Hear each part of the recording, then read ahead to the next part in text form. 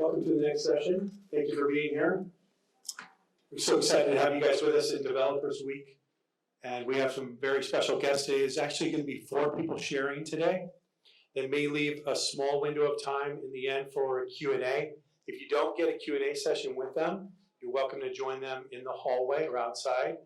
You can ask them any questions you like, pick up their business card.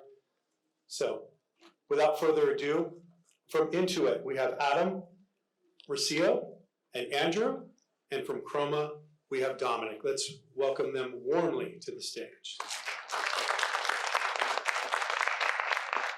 Hi everyone, welcome. Thank you so much for coming. My name is Rocio Montes, and I am a staff software engineer here at Intuit. In my role as the open source leader, I create tooling and automation to make open source successful at Intuit. My goal is to create an environment where all of our engineers are active participants of the open source community. Hi, I'm Dominic. I'm the co-founder of Chroma. We're the company that builds Storybook, along with a giant open source community. And we also build commercial tools around Storybook. Hey, I'm Adam. I'm a staff engineer at Intuit, mainly focused on building design systems in the front-end space and tooling. Hi, I'm Andrew. I'm a senior software engineer at Intuit, and I do the same things. Open source is a very important part of Intuit's engineering culture. We rely on open source tools, and we give back to the community by being active participants and also creating open source projects.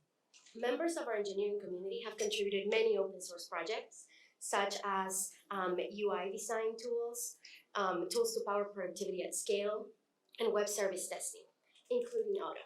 So we're going to talk to these guys today about their involvement in open source and what really and what is their passion and motivation for participating in open source. So tell me, guys, why did you fall in love with open source? I really like it because we have, in open source, you have a direct access to the people that end up using your tools. And so I get to interface with developers like y'all every single day.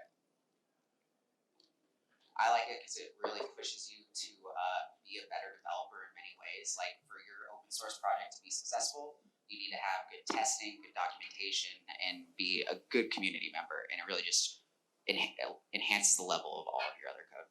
I've just learned so much from being able to look at other projects, look at people's code, and hopefully if I can contribute stuff and someone looks at it and learns something, then it's awesome.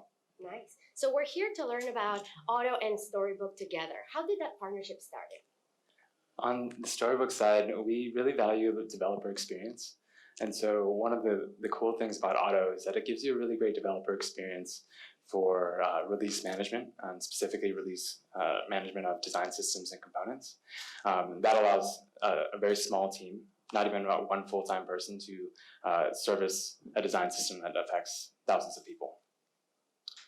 And from our side, we build design systems at Intuit. And before Storybook, it was just a mess of scattered tools, and it wasn't fun to update. But once we moved to Storybook, we found that it really enhanced the way we built our components and accelerated how good they were.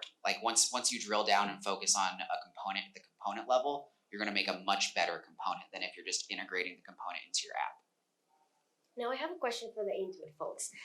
With your journey and getting involved in open source and getting so much traction on your open source project, how has that changed your day-to-day as an engineer? Well, I definitely have to field more questions on the issues. I've gotten really good at debugging people's different setups and just trying to be polite. Okay. I think for me it's been every project, kind of regardless of if we're going to open source it or not, I treat it like an open source project. If you're supporting more than one team, more than one business unit, more than one product, it's the same as if you're supporting someone just publicly on GitHub. Yeah. Do you have anything to add, Dominic? They pretty much summed it up. Yeah, be polite. Yeah, great.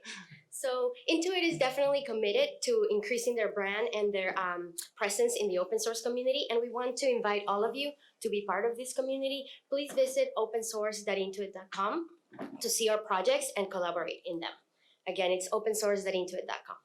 So right now, I'm going to leave it to these guys to do the workshop. Thank you. Awesome. Thank you, Rocio. How's everyone doing today? Thank you for coming. I'm excited to present some stuff for you.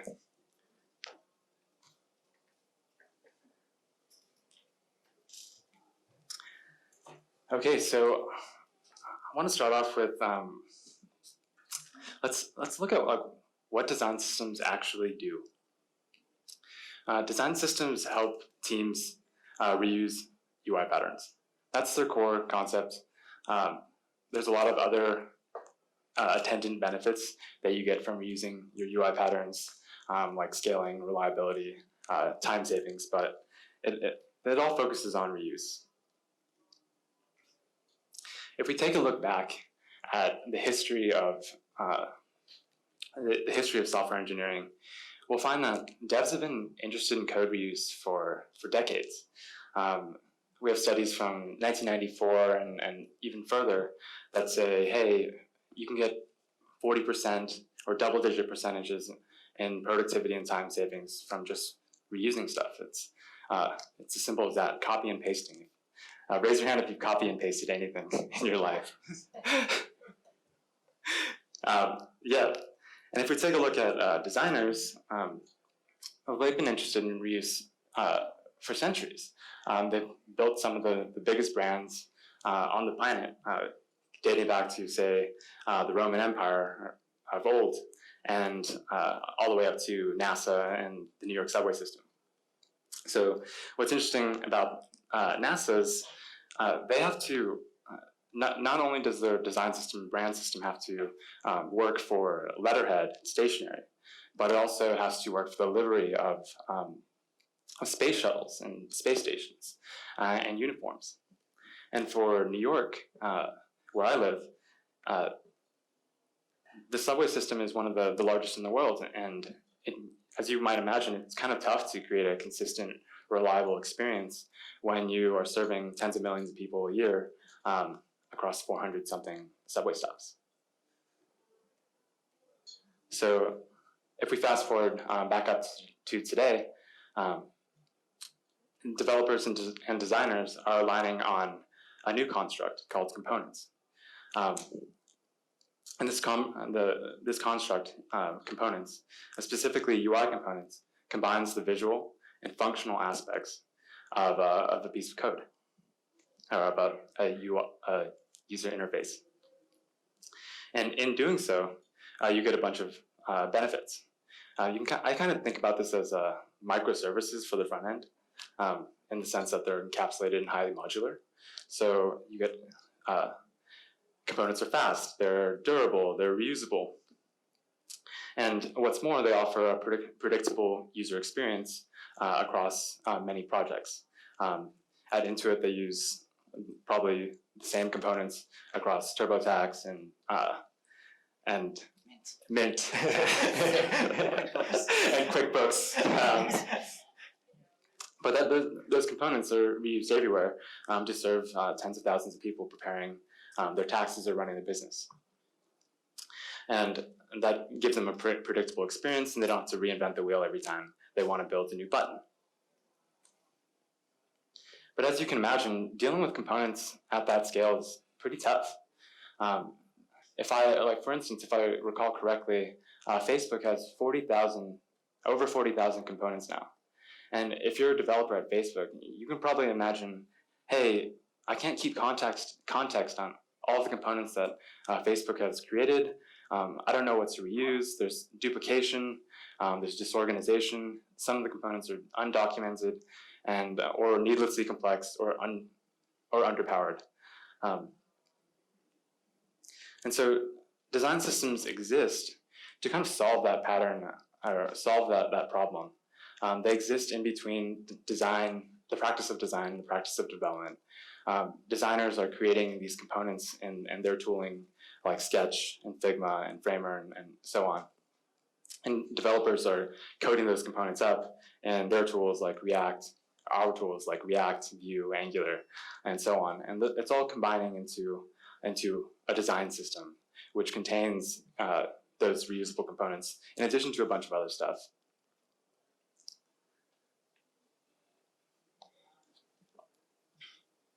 So what is a design system from a developer's perspective? It's actually a piece of front-end infrastructure. Despite its name, and don't tell designers, it contains a reusable component library, and that's code. It contains UI documentation, so API docs and usage docs about what props need to be supplied to a component to yield a certain state. And it contains this thing called design tokens, or these things called design tokens, which I kind of liken to style variables. You ship them globally to different projects, and you can reuse them. The same color, the same animation, easing, so on and so forth.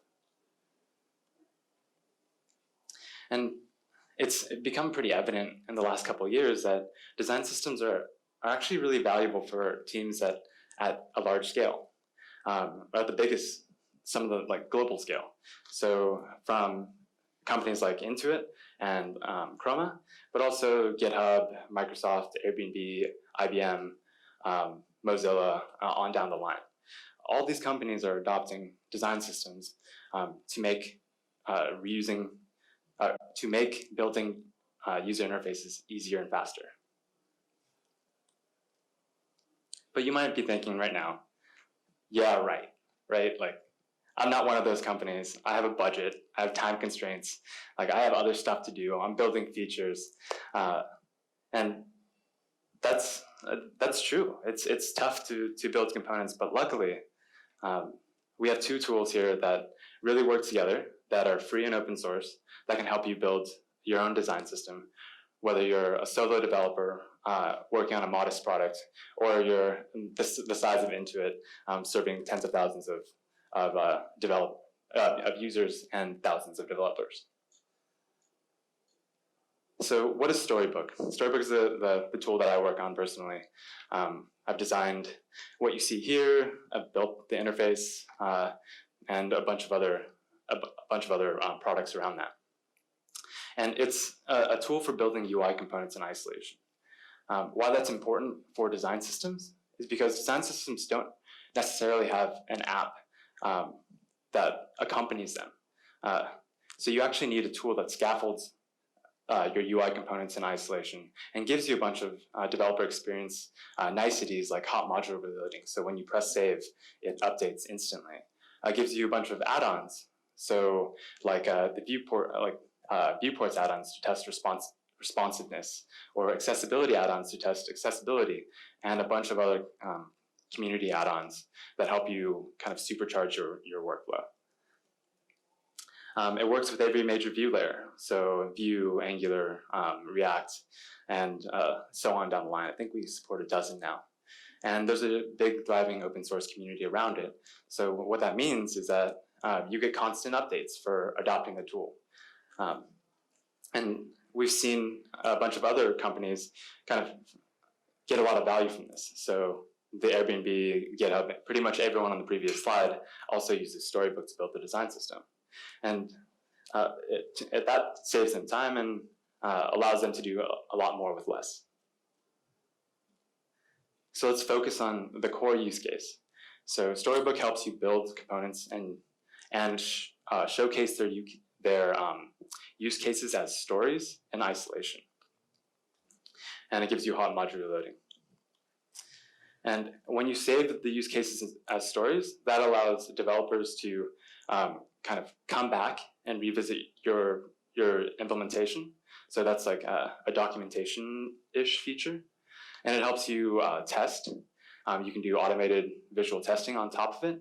It helps you QA, so you can send it to your designers or PMs for them to review your work as well. And this all happens in the Storybook interface. Now I'm gonna, Adam is gonna introduce Otto. Cool, thank you. So let's shift gears for a second and talk about Otto. So after you've spent your time in Storybook, you've built your component, you still have to get that released and into a product, some app, and this is really where Otto comes in and shines. We really wanted to focus on making a user experience that didn't necessarily have to change the way you commit day to day. So Otto will use a semantic label on a pull request and use that to release your code, automatically generate change logs. Out of the box, it supports monorepos, which works really nicely in design systems. And we've really built the entire thing from the ground up to just be plug-in ready. we didn't want to focus on just JavaScript. We wanted any language.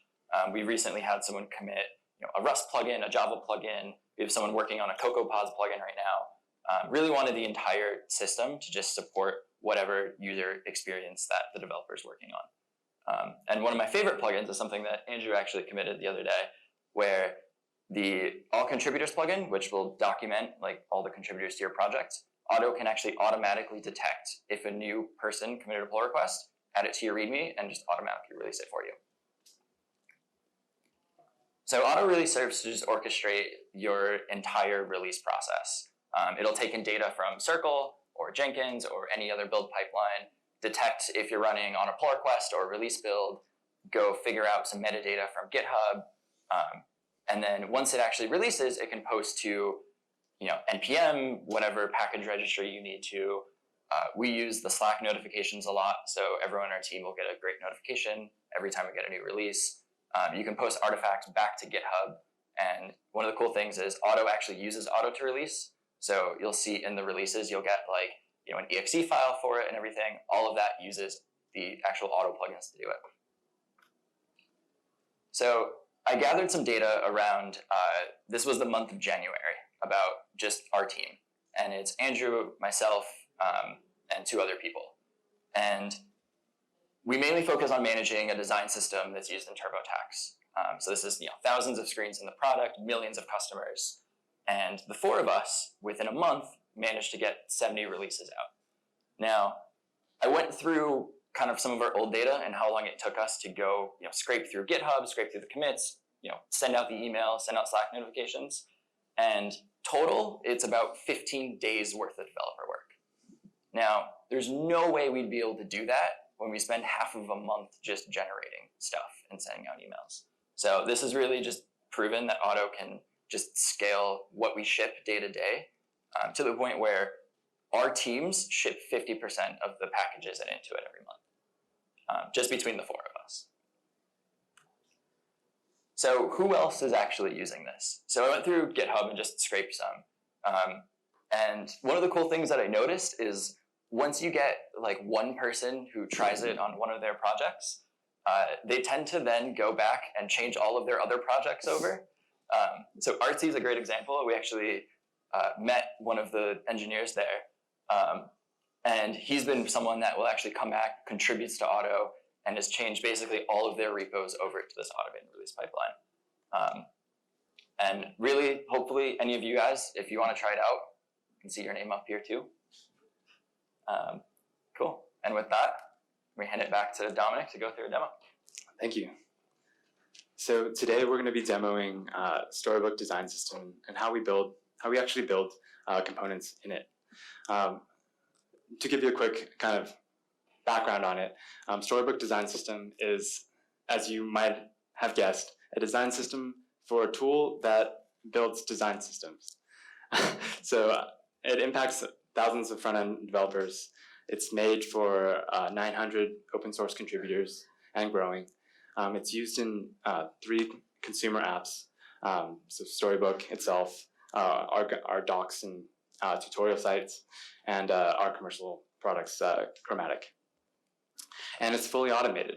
So a team of less than 1 person can build a design system, release the design system using Auto all by themselves without any other help. And that allows us to be extremely lean, but deliver the most impact.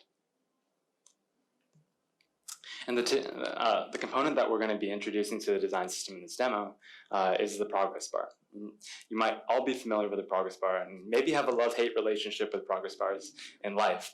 But yeah, the progress bar effectively tells you your progress at any given task.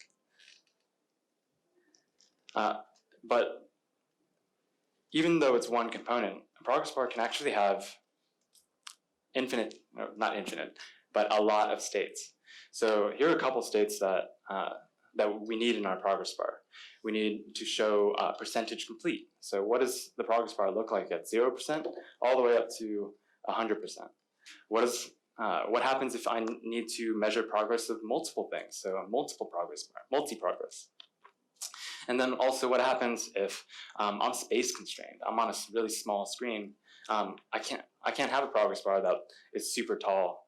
I actually need one that's a little shorter so I can fit within my customer's browser width or browser orientation.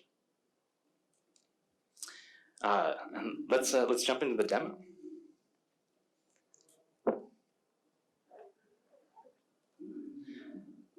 Okay, so the first thing I'm going to do is we're going to build the progress bar. I'll save you from my own live coding, but by just presenting the progress bar as it is, fully built now. And you might recognize this if you use React, but essentially I'm building a progress bar, importing a bunch of stuff that I need to build the progress bar, styling it up, and then creating the markup and the properties that I need to power the progress bar, all here. So let's jump into Storybook and see what that looks like. Storybook, as you saw earlier, is a tool for building building components in isolation. We use it for documenting our design system in addition to that. So here you'll see our design system. The intro page to the design system, all the colors that we use in our design system, the topography, and also the components. So here's an avatar component that we share across 3 properties. Here's our button component that we share across those properties as well, in different sizes, in different states. And what happens when they contain icons, and how do they respond to various use cases, right? So we want to add our progress bar to our design system. Now, how do we do that? So we've built the progress bar here, but why isn't it here? Well, to do that, we need to document the design system in Storybook really easily by creating a story file, and I'll do that now.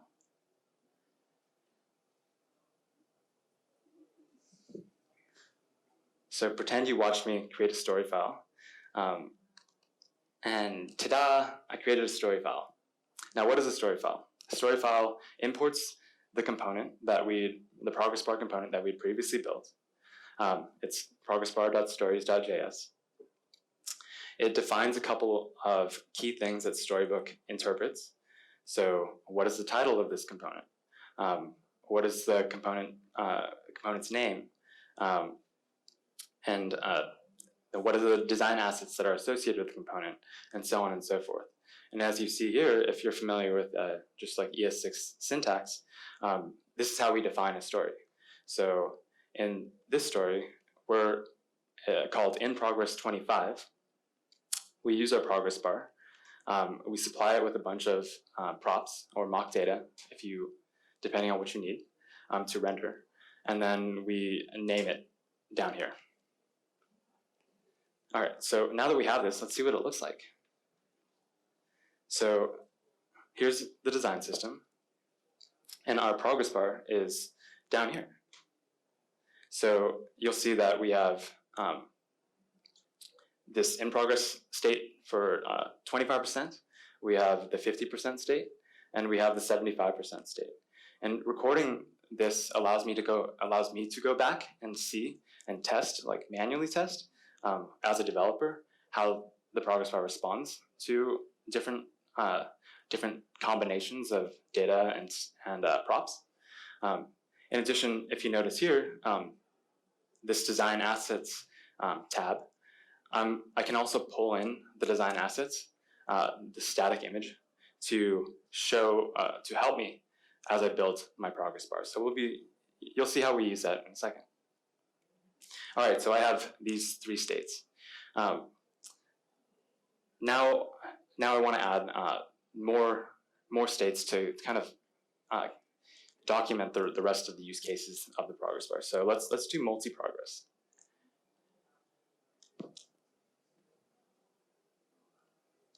Cool. Switching to a commit with multi-progress, and pretend I just updated the stories. Cool. So to give you some context, this is where we left off. So at progress bar at 75%. And I've added this story and a couple other stories similar to it. So now now I want to show what happens when what happens in the case of needing to show multiple types of progress. Cool.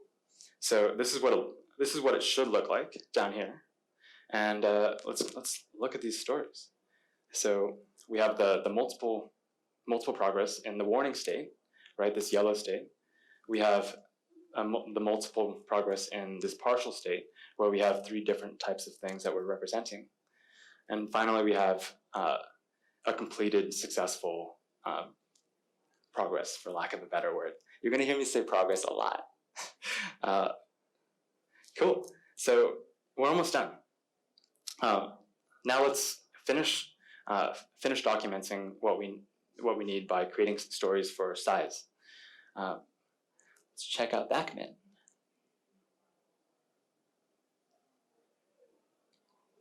All right. So I just added a couple a story that shows the progress bar in the short size.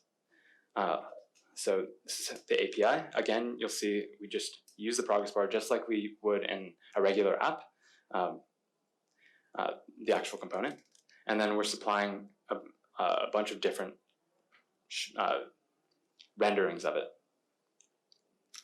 And so if we go to this new story called short, we'll see a UI that matches our design over here. So this is specifically for kind of space-constrained screens. Now, that's not all though, right? Because in a modern kind of app where you are dealing with a distributed system, your components actually have to respond to what data they have on hand. And so imagine a case where you don't actually have data on hand, right? The loading case of like, I need to hydrate my data from an API somehow. So the progress bar needs to support that as well. And so we're going to add a story called the loading to kind of build out what that loading state should look like. And Storybook is really great for these types of intermediate states that are hard to get to in your app, right? How are you going to mock a loading state in your app? It's actually really hard to do. Or a state where you have only partial data hydration. Storybook can help you do that. So we've added a new story called loading, and here's what it looks like. So when I'm waiting for information, I want my progress bar to tell me or tell the user that, oh, it's waiting for information, hang on a little bit, it's coming soon. And now let's walk through a couple of add-ons that can kind of help you build a little bit better and build a bit faster. So the first add-on that is really cool is this add-on called knobs. And knobs helps you play with the props of your component dynamically.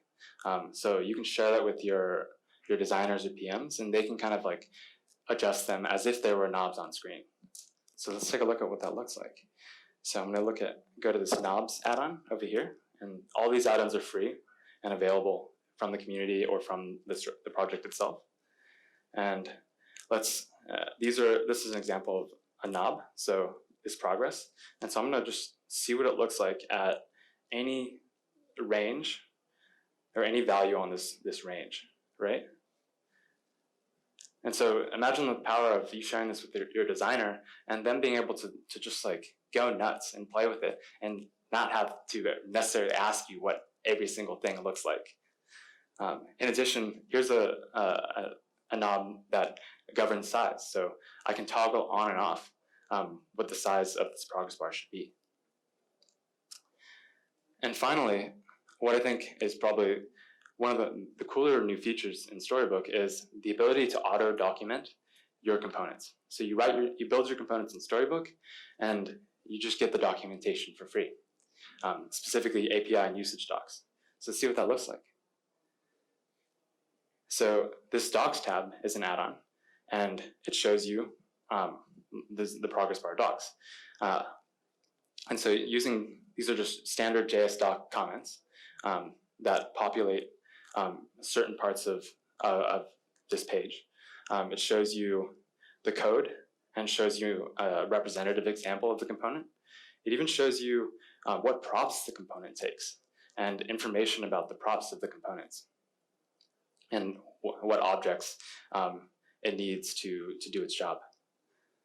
In addition, dependencies and a top-level view of all the different use cases that your component might encounter in your app. And so say I'm finished building this progress bar. We did it, guys. Now I want to create a PR, and what does that look like? So I'm going to create a PR in GitHub. I have one here for the progress bar component. Hey, Dev Week 2020, I added this new progress bar for our design system. Let's get this shipped out to all of our consumer apps so that they can use it too. And I'll let Adam and Andrew take it from here.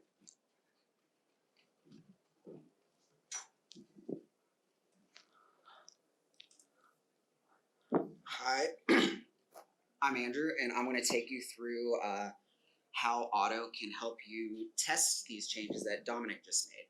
So Auto helps you from the first push till you hit that merge button with making your release process faster and testing easier.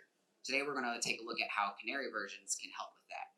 One big problem when contributing to open source projects is that it's really hard to verify that your changes work in the way that you intend them to once the package is fully published.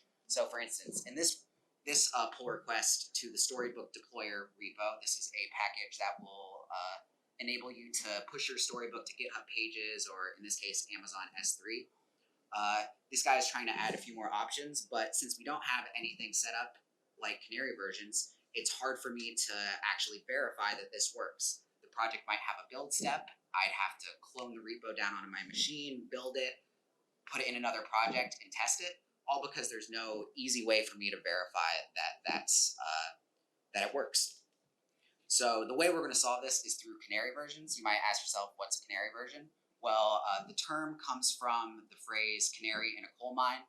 Miners used to bring canaries down into the coal mine with them, and if the bird stopped chirping and died, they knew they had to get out of there. A canary release is much the same. You install it into other projects, and if it doesn't work, you know that the changes weren't good changes. So over here, we have a Storybook add-on that I maintain. This just adds a panel with all the React DocGen prop types. And I've set up Auto on this repo to publish a Canary version on every push. So anytime anybody opens a pull request on this repo, Auto will actually release it to NPM under the Canary label. And anybody who wants to can come in here, install this version right here, and put it in their project and actually test that the release works in the way that they intended it to. And that can really speed up contribution. Like, it's awesome just to see people like totally outside of my work saying, hey, can you use this Canary version to test out, see if it fixes your problem? So right now today, we're going to actually publish a Canary version. So over here, I am in the Storybook design system. I'll make this, that text bigger.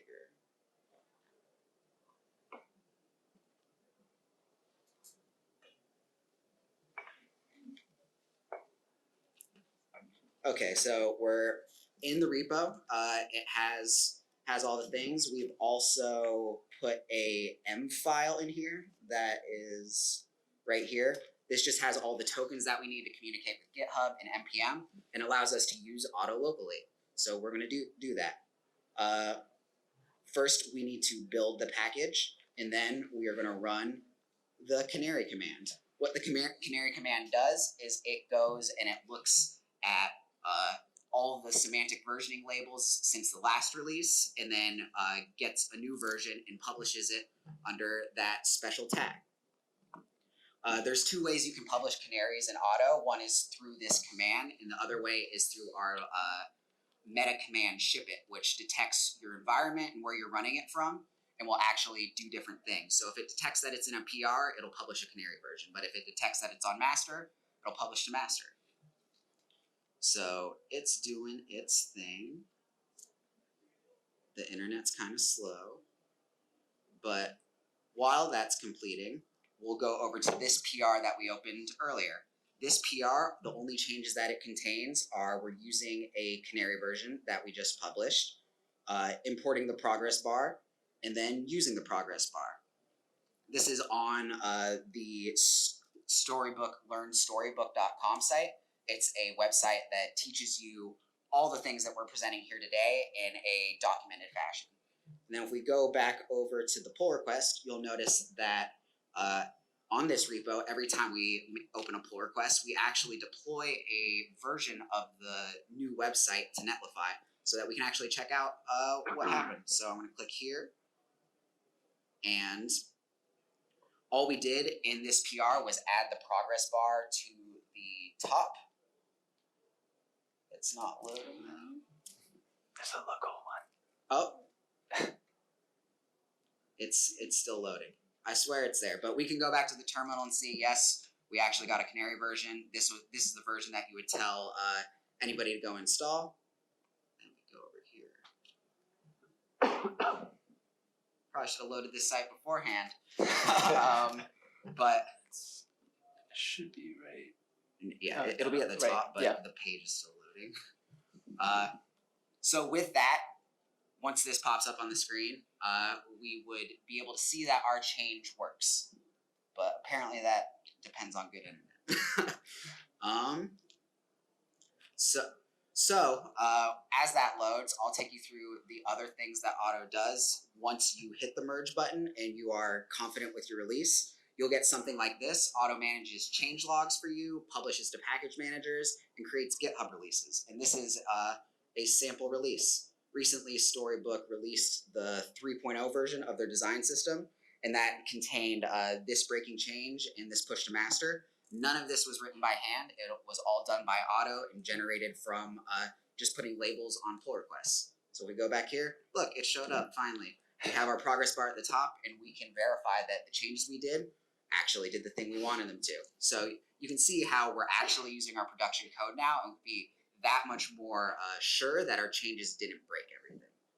And with that, I'm going to hand it back over to Dominic and Adam to finish us up.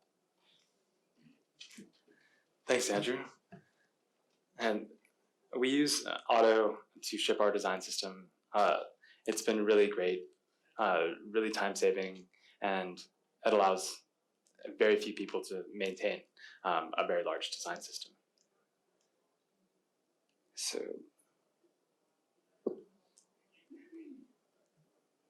what did we cover today?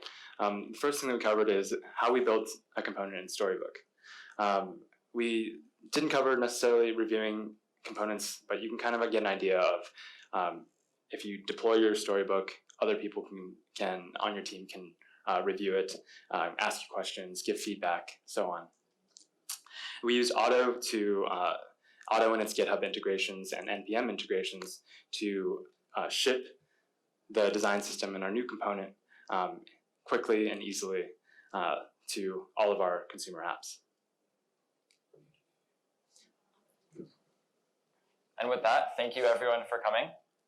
If there's time, we can try to take questions. If we end up running out, you can meet us in the hallway or we'll be at the Intuit booth outside. Check out learnstorybook.com to get more info on what Dominic presented about Storybook. And check out the Intuit Design System CLI, which is some more tooling around bundling Auto and design systems together.